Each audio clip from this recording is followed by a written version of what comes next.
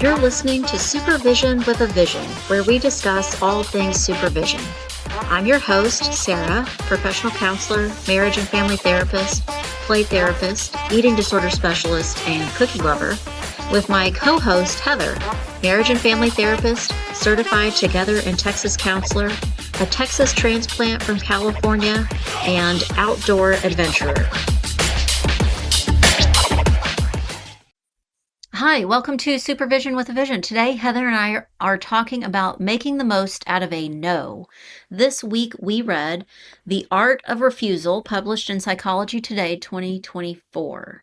Heather, the first point the article makes is that strong emotions that follow a big no are actually reveal our values, things we hope for. Right. Do you see that in as a counselor or as a supervisor? I think that especially in counseling, right now my brain is thinking counseling wise when, not that I ever directly tell a client, no, like that's strong. But when I'm feeling something like that in a session and I kind of maybe coach a client through a situation where it's like, no, this is why it's a no. And that's not right. I think that usually comes from what we want when our clients come to us and they're trying to change something about their life. If they're coming to us and we're able to say, stop, no, then they kind of stop and evaluate. I'm thinking right now specifically with me, if I'm feeling that in a session or in a supervision, then it's usually something that has to go straight to it usually is a value or a character. Right. So it definitely signals you to focus your attention on whatever that thing is. Right. Can you think of a specific time? I'm trying to think of a time and maybe even as when we were young, new counselors, a time where we felt a strong no, or when we've had a supervisee give us a strong no. I just thought of one where I gave the strong no to a supervisee that was really task avoidant in what they needed to do. And I kind of really had to draw the line of no, we're not going to keep avoiding it. This is what we're kind of take charge of it. And when it comes down to it, that was about doing what we're required to do ethically. This is what we're required to do. And you must go forward in this way. And you cannot take one more hour to not do this. Right. Yeah. I'm thinking very recently, I had a client that had a long evaluation completed, learning differences, ADHD, anxiety, and the recommendations that came from that assessment, I had really strong feelings about, and asked to speak to the clinician that did the assessment, talk to the parent, and like you're saying, it was like a strong value that I had that no, this does not sound right to me, or like a strong referral to me. So it points us in the directions of things we feel strongly about. Right. Have you ever gotten a strong no from someone you were supervising? Can't think of one off the top of my head, but I do know a story where a supervisee and I did not see the outcome going the same, like we weren't predicting the same way for the outcome. And in that case, I decided to just step back and let the cards fall. And even though everything in me was like, nope, that's going to go poorly. I was like, okay, we're going to let it go poorly. I had to stop myself. Okay, we're going to let it go poorly because it's a learning moment. And I felt like it was safeguarded enough that it wasn't something tragic. Not too much at risk. Some at risk. Yeah. I can remember, it's been a handful of years now. I had a supervisee that gave me a strong no. They would not see clients other than this little, very specific population they were open to. I'm trying to remember. Really limiting yourself. I can't remember all the details, but I do remember specifically this person would not see any male clients. Oh, I've had that. Yeah. And while I don't think that revealed a value, it definitely revealed how they felt. Right. And to me, it actually indicated something I needed to push back on. So you had a strong no in the same kind of way. Was not going to see, they would see married couples, but they wouldn't see individual male clients. And that was that's a choice you get to make as a counselor, right? Like we get to decide who we're seeing and not seeing. Mm-hmm. But in this situation, this person was also desperately trying to finish up their hours and trying to hit. Mm-hmm. And we had 3 or 4 like open Possible. availability possibility. You can see these clients, and it just wasn't gonna, Mm-hmm. and so it Mm-hmm. was like, well, I'm giving you the option of these Yeah. 4 clients we could have coming in. Well, what do you think? What specifically related to this Mm-hmm. question? Population I will not see, and yes, you do get to make that decision as a counselor. I think it to me points out something that needs to be examined. Sure. Yep. Why, I mean, Why is that like, so? Yeah. why are you unwilling to see about 50% of the world's Right. population? Right. That Like, should be why telling, just right? like Yeah. marking that off your list? Yeah. And then the person I'm thinking of also was not open to looking at that, Mm-hmm. examining that, talking Mm-hmm. about that. Yeah. Um, and so I do think you get to decide who you want to see, or I mean, we Sure. do, Sure. but maybe we need to have awareness around why we're making that decision. I think that's the important part. So I was interviewed by a potential supervisee, and they only wanted to see clients from a certain religion. Mm, And I was just very honest, and I said, I don't think that's going to work. Like, I just was yeah. like, that's for me and where my practice is and the people that I see, like, that's not going to, I Yeah. can't support that. It doesn't mean that you can't do that. I just Mm-hmm. think that if you're going to, you need to be in a different setting. Mm-hmm. And being in just a small Yeah. practice, regular, you can go work for um, counseling centers that are set up specifically Mm-hmm. religion-based counseling Mm-hmm. centers. Definitely not as strong a no as the supervisee I had who did not want to see any male clients. Right.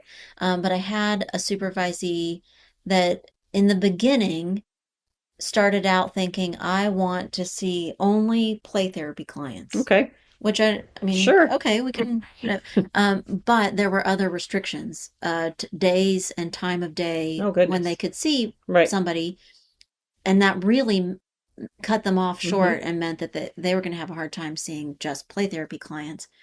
But we were able to talk about Mm-hmm. why they valued that, why that was important to them, and why there were obstacles to Right. that. And I think they became a little more flexible. Again, not as Right. strong a no as Right. I will not see any male clients. But Right. the next point in our article was refusing things as they are leads us to creativity.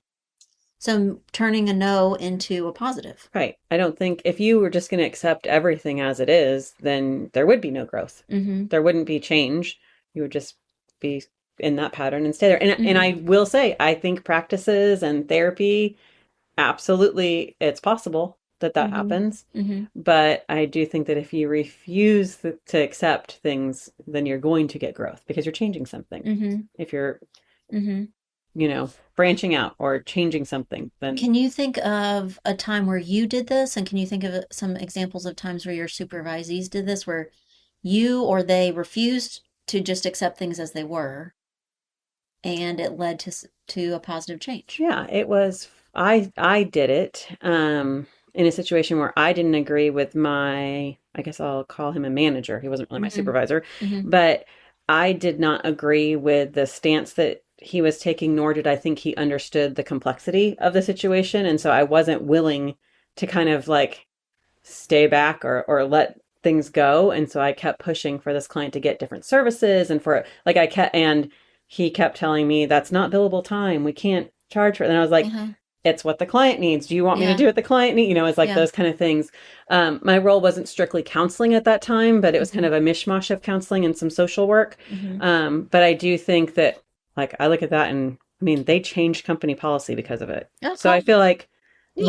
once his bosses heard what our problems were Mm-hmm. kind of in the front lines, they were like, oh, well, we need to change that. And it Right. was really just the one boss we had to step over. Yeah. Like, So not only did it helped you in on a smaller level with the right, people you were working with, but it led to this bigger picture ripple effect of right, creativity and change. right. Cool. Let me think about times where I feel like in a lot of my work settings. I mean, maybe this is just It's mental health. like right. I was gonna say it's just intrinsic to being a counselor Right. that that this happens. One of the first facilities I worked at, I don't know what they're, I felt like when I was there, I asked the question a lot, what did the counselor before me do? Right? Because I, not knowing, I kept doing things that were different or outside of the box Right. compared to what they were used to. Hmm. That, oh, they always wanted one of their techs or with me at all Okay. times. And even just telling that person, directing them a little bit how they could be helpful or what I wanted Hmm. them to do was new. Oh, And they were thrown off okay. by just me saying, I think based on the way they acted when I got there, that person who was like a not a mental health provider, but Like a support service. staff, Yeah. um, I think they sat in the group and acted like they were a group member. Oh, And so when I went, yeah. no, Right. you don't get a chair in the circle. Right. Go Right. Go back. go sit. I mean, yes, please stay in the room, but Right. not, you're not Right. going to sit and stare down the Interesting. clients. Yeah. They were kind of thrown off by that. It's interesting. And I remember even that one of them got upset with me and said, well, what am I supposed to do? I went, I Oh, don't know, pull up a chair in the right. corner. Like they don't know. Right. Okay. I mean, yeah. Um, but helping them to realize what I could do or what was beneficial, Sure. I think really changed Right. the way they saw counseling Right. or the potential benefits of Hmm. counseling. Hmm. That's good. Um, I'm also thinking about um, even I ran a multifamily therapy group Okay. on a weekend at a program, and again, I think I don't know what they were used to, but doing it just a little bit differently really shook things up, Right. and suddenly the group was really well attended. Um, but it was different. And so the staff weren't quite ready for it and Right. maybe were kind of uncomfortable with it. Hmm. But it had a good response. Yeah. And as you're talking, I was like, I wonder if this was happening at the same time as things I was experiencing. We'll have Mm-hmm. to talk later Mm-hmm. about that. Mm-hmm. But I think it's interesting because I think that mental health as a whole, counseling, mental health, it kind of like blew up early-ish the first 10 years of the 2000s, maybe Mm-hmm. 2000 Mm-hmm. 2010. And when there was more acceptance kind of by other adjacent agencies like social work or police officers or hospital workers to like really assess that and evaluate that, I feel like there was this shift kind of as mental health as a whole of us going, wait, stop. Like it can't go on Mm-hmm. the same way. We need to do things differently. Mm-hmm. Did Mm-hmm. bring a lot of change about how people see mental health professionals Mm-hmm. now. Mm-hmm. Mm-hmm. I do think, in all of the examples I gave, you're right. I was working with other people that weren't specifically trained as mental health professionals, but We're were like right next door. right. But this was new to them or it Hmm. was uncomfortable for them. I had a Mm-hmm. short-term position for a little bit that was being kind of like on call for a very small police department. If they had something that was like a horrible traffic accident or like a domestic violence thing, they would like have these. There's maybe six of us counselors that they would Mm-hmm. rotate and we would just kind of be available. I did it for a very short time in life, but you could tell it was very, police officers are not trained at the Mm-hmm. time Mm-hmm. to one, consider that, or to consider that actually the person that really needed the support wasn't always the victim.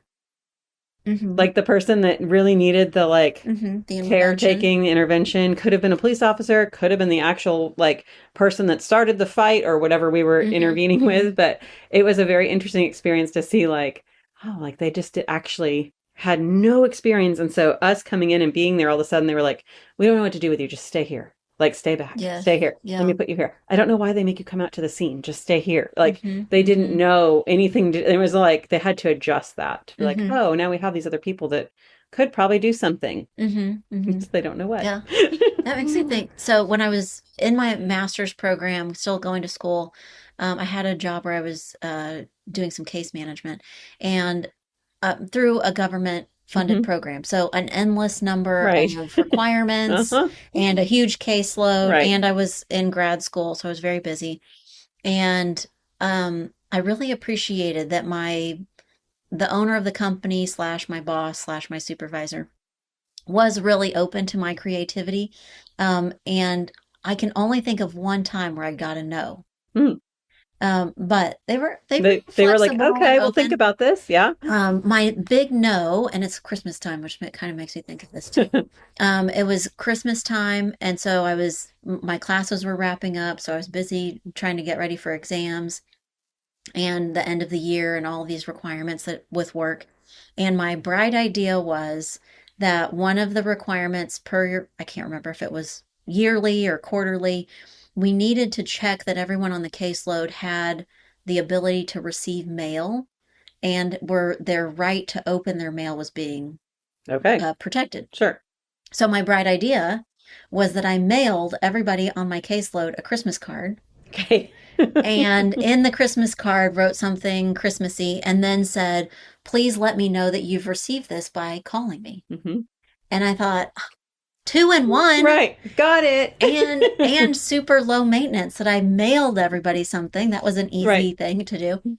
And that they were going to call me. Right. So I didn't even have to call them. They were going to call me. And I was going to confirm that they were getting their mail and be able to make my phone call that I needed to make once a month. I thought, I Right. mean, really an amazing idea. Yeah. My supervisor went, she went, that was really creative. Don't do it again. Right. Please don't do that. I went, I mean, Right. It works. technically.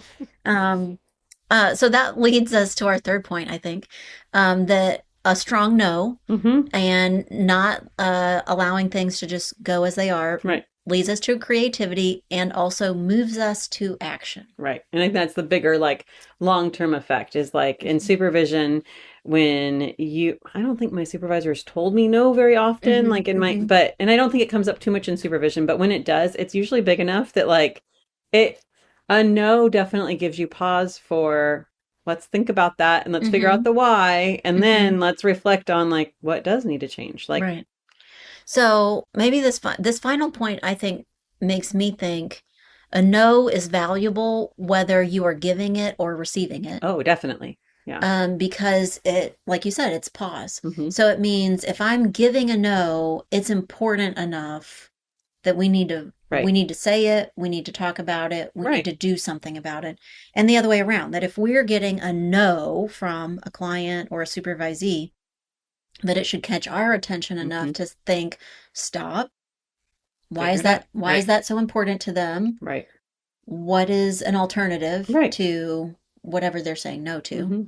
That a no can be really valuable. Right. It definitely brings change. Maybe can we think of, before we wrap up, can you think of a no that maybe you feel like you need to give or you have been thinking about giving recently? Something that needs a no. I can't off the top of my head think of one. I'm sure there's lots of things. I don't know if they're counseling or therapy related. Maybe recently I feel like I need a strong no for some of the requests of my time. Oh, I like that. Yeah, that's a great one. So maybe people are asking for my time in ways that I need to say, no, I don't want to give my time to that. Right. I think that's a great one to look at. I think it's also important, especially this time of year, like in my practice at least, usually when it's like the ending of a year and people get really hyped about the next year and they have these ideas of what they want to conquer or whatever, just really having those honest conversations about like, great, and how's the plan to get there? And maybe it's not a straight out no, but I think it happens a lot. I see it every January, February time. People are like super motivated for therapy and they're going to come every week and they're going to like unearth all these things. And then once the work gets hard. Yeah. So if someone at your house says, we're going to do this great thing this year, then you're saying, no. I think what I'm saying is, tell me how. And like, that means you're going to do it. Heather and I would love to hear about no's that you have turned into a win for yourself. And we would also love to hear suggestions for future episodes. Thanks today for listening to Supervision with a Vision. You've been listening to Supervision with a Vision. Head on over to iTunes to subscribe, rate, and leave a review. Be sure to check us out on Facebook and Instagram at Therapy Academy to join the conversation and get show notes.